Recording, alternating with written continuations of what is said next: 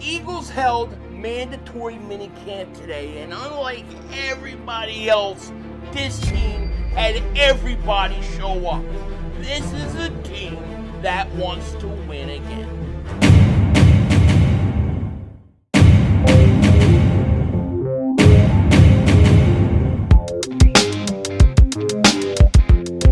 Dallas still stinks. Yo, by the way, kick Dingbat here. So the Eagles held mandatory minicamp today. Nick Sirianni spoke to the media, and my God, Kelee Ringo, let me say it right. He showed up, and he is getting ready to win, to steal, and to pillage that job. No doubt about it. And it's funny because we just talked about Jair Alexander being a possibility. Well, guess what? I would bring him in anyways. But I think Ringo is ready for the next step, and he shined today. Now, the first thing we've got to talk about when talking about mandatory minicamp today, okay? And let me say this. I want to say this, and this is just a carryover from yesterday because we were speaking about Ringo. But when I talk, and we talk about, Jair Alexander's and the Ramses and getting other players, this team doesn't need to go out and get anybody. They're already ready to win a Super Bowl again. They're ready to repeat. What we're talking about is adding depth to your team and adding insurance policies.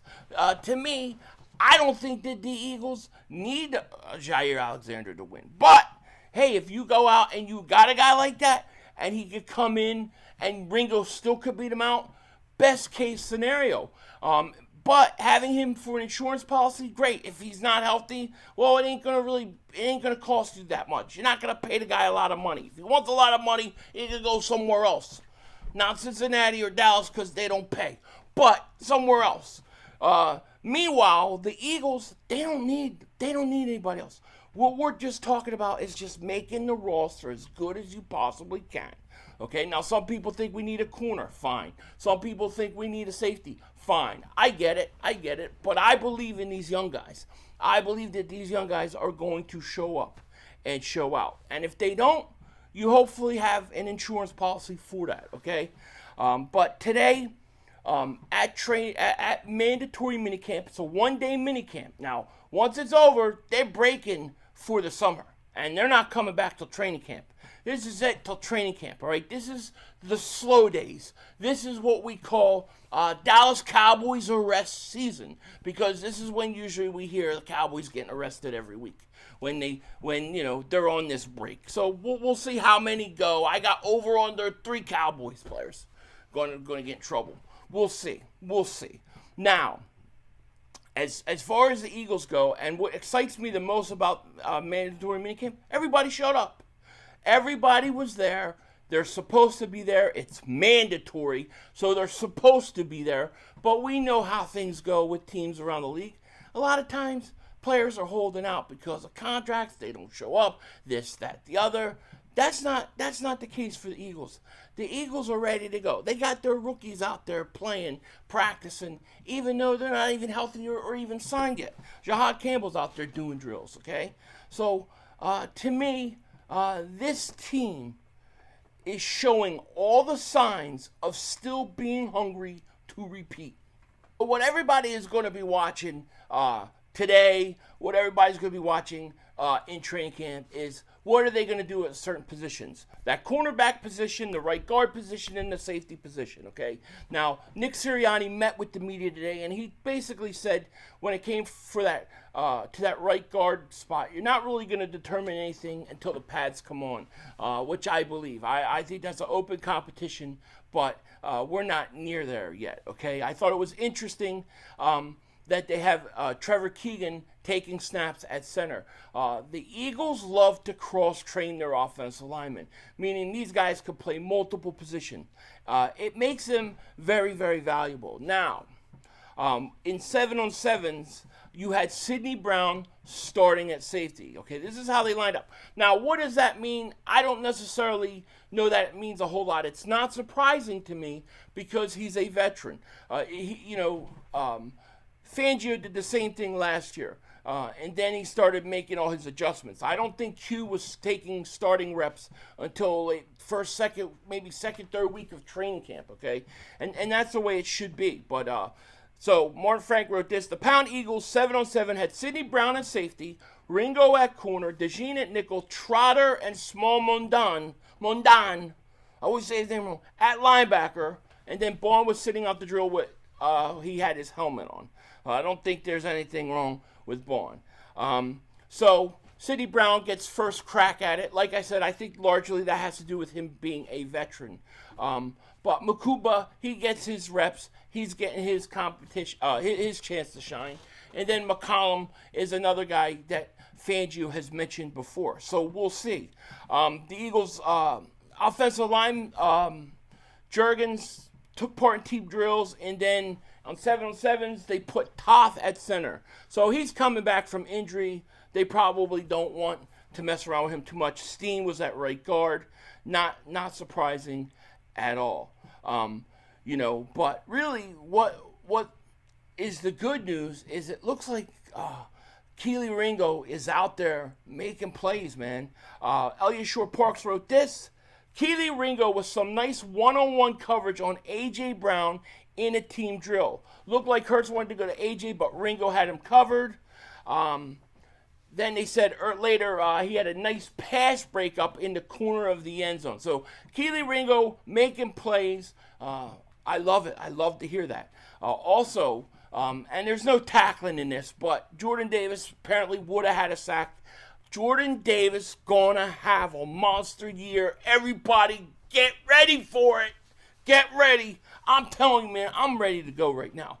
I wish they were playing football right now. I can't wait a month. I need this to start now. I can't wait for camp to start. Cannot wait. Now, Jeff Kerr wrote this, right? Jalyx Hunt and Jordan Davis have frustrated Jordan Mailata today. Well, I'm telling you, Jordan Davis going to have a big year. And then when we talk about Jalyx Hunt, star. He's a star. And he's going to go out there and he's going to be awesome. Man, I can't wait for people to see. I can't wait for Dak Prescott to go back to pass. And then he's going to have hell hit him. It's going to be Jordan Davis, Carter, Jalyx Hunt, Knowles. That's a hell of a defensive line. Very underrated. Jalyx Hunt is a star. So for me to hear Jalyx Hunt, Jordan Davis out there having great training camp, a great day of mandatory meeting, it's only the beginning, baby. Wait until the pads are on. Wait until they send Dak Prescott to next week. You know what I mean? They're going to bury this guy. It's going to be beautiful. Now, when they lined up in 11-on-11s, here's what their starting team today looked like. Your defensive line, you had Azeez Ojulari, Moro Ojomo, Jordan Davis, and Jalyx Hunt. Not sure why Carter's not in there, but I don't think it's a big deal. Everybody was at training camp. And then, of course, Nolan Smith is coming back from the torn tricep, so he's not going to participate in these 11-on-11s. Your starting linebackers were Trotter and Smile. Then your corners, Quinyon Mitchell, Cooper DeJean in the slot, and then Kelee Ringo was your other corner. And then you had Blankenship, Sidney Brown, with Makuba rotating in for Brown, which is what you're going to see. We're going to see him rotate in, be behind Brown, and then if everything goes according to plan, as we get into training camp and the weeks, start to come, maybe the pads go on, he's going to slowly start to get about the same amount of reps. Then he's going to start playing more and more, and then you're going to see them start him. And then when he starts, when Makuba gets first team reps, that's it. That's it. It's his job as far as I'm concerned. Jalyx Hunt has been very active from what we're hearing today. He is ready, man. I'm telling you, he's ready. God. Probably one of the most players I'm most excited about this season is definitely Jalyx Hunt. Play today was a bomb to Devontae Smith by Jalen Hurts. Pass of the day, no doubt about it. And if you look, I would say my 3 stars of today would be Jalyx Hunt, Jordan Davis, Kelee Ringo. Those would be my guys. I think they all were really impactful. That's going to be one hell of a defense. No doubt about it. Now, one other thing I would like to talk about really, really quick is I want to kind of talk about the linebackers, because I keep getting a lot of people telling me that they're a little bit worried about the linebacking situation. I've seen it where people have said one of the weaknesses for the Eagles is at linebacker. I got to tell you, I don't necessarily disagree, okay? But as just like many other positions on this defense, it seems like it really comes down to whether you believe in the young guys or you don't, okay? And I personally do. I think the key to the Eagles' free agency this whole offseason, the key to the whole offseason was getting Zach Bond signed, because I believe Zach Bond is the real deal. I think he's going to go out and be similar to what he was a year ago. However, you have him now. What do you do with the fact that Nakobe Dean is hurt? Okay, that's the great question. And I think the Eagles, I think they answered it. They went out and they signed Jahad Campbell. Now, by signing him, to me, he's a guy who could directly, instantly replace Nakobe Dean. Now, he's going to not be ready until sometime in early August. But when he's ready to play, I think he's a guy that could potentially start. I think the other guy you have to look at is Jeremiah Trotter Jr. People are sleeping on Trotter Jr. I'm going to have to do a whole dedicated video maybe next week or something to Trotter Jr. because I think Trotter Jr. is underrated. What I saw from Trotter Jr. in limited snaps was a guy who is very instinctual, who is very smart, who knows what's going on, and has to probably get a little bit stronger and finish his tackles, because there were a couple plays when he got in where he was making plays in the backfield. He was like, he sniffed out what was going on. He just didn't finish. So I think Jeremiah Trotter Jr. will start, and I think he'll be effective. However, the question is how good is Jahad Campbell going to be to replace him, you know? And then, of course, you have Smile Mondone. God, I hope I said his name right. Smile Mondone.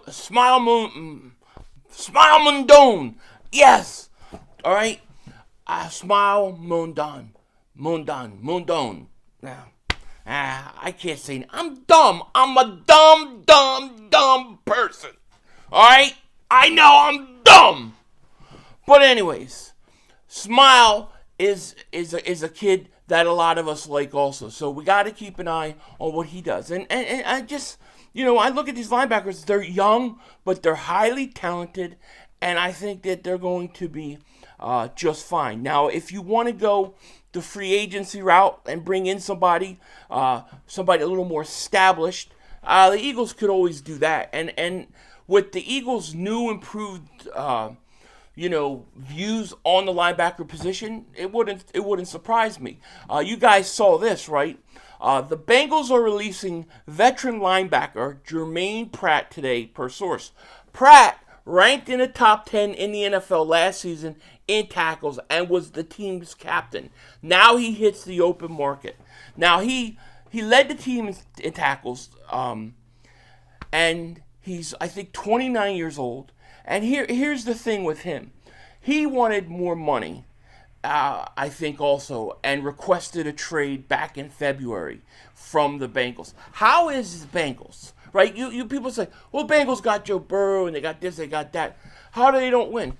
Every time they get star players, especially on the defensive side of the ball, they don't pay the guys. I mean, the Bengals don't pay. Now, I'm going to be honest. I didn't think the Bengals would sign Jamar Chase and T. Higgins. No way in hell did I ever think that franchise would do it. But they did. What are you going to do? And I guess they're going to gut their defense.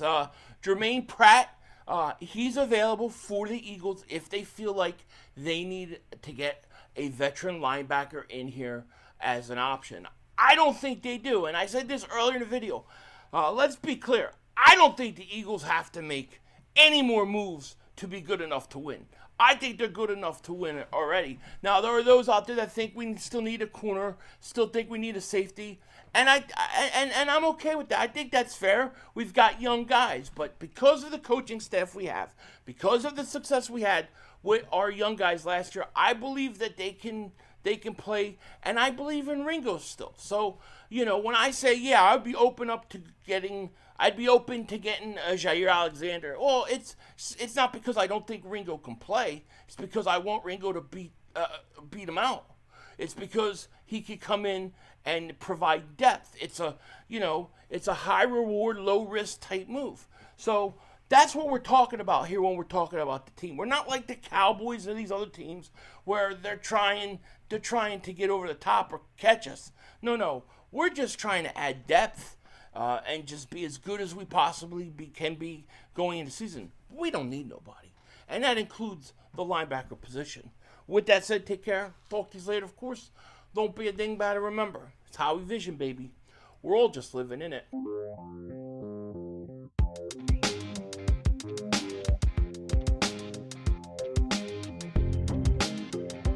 Man, I've been looking for some, video games to play. I miss the days where there was, a game, in the summer, I could stay up late playing and be totally immersed in. There's just nothing. There's just nothing to me. I will play Grand Theft Auto when it comes out, but that's not for a while, The other thing is sports games. Why haven't they made a really good boxing game where you've got literally online people fighting and have an actual online champion and people could fight the online actual champion. Why don't they do something like that in boxing or something? I mean, come on. Somebody's got to invent something over here. Denzel Washington out. That's all, folks. The brother screwed us.